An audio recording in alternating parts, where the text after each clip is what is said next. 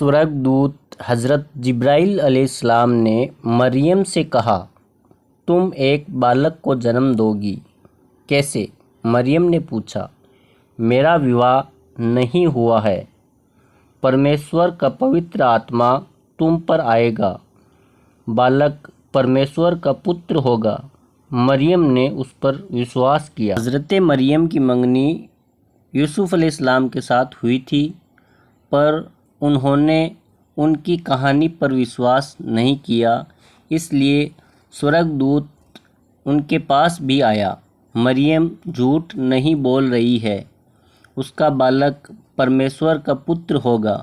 तुम उसका नाम यीशु रखना। कई महीने बीत गए, तब वह बैतलहम यूसुफ़ अलैहिस्सलाम के शहर में सरकार के पास नाम लिखवाने के लिए यात्रा करके गए। उस लंबी यात्रा के बाद मरियम के जन्म देने का समय आ पहुंचा। बैतलहम में सभी सराय भरी हुई थी। इस तरह से परमेश्वर का पुत्र एक अस्तंबल में पैदा हुआ, कपड़ों में लपेटा गया और एक घास के बिस्तर पर रखा गया। उन्होंने उनका नाम यीशु रखा। उस रात को एक स्वर्गदूत बैतलहम के निकट पहाड़ियों में कुछ चराहों पर प्रकट हुआ। सुसमाचार, स्वर्गदूत ने कहा, तुम्हारा उद्धारकर्ता पैदा हुआ है। वह बैतलहम में एक चरनी में रखा हुआ है। अचानक और स्वर्गदूत प्रकट हुए, इतने ज़्यादा कि उनसे पूरा आकाश भर गया। आकाश में परमेश्वर की महिमा। उन सब ने गीत गाया।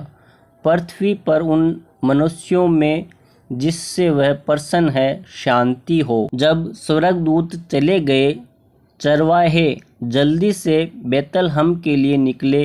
उन्होंने बालक, उनके उद्धारकर्ता को एक घास के बिस्तर पर लेटा देखा।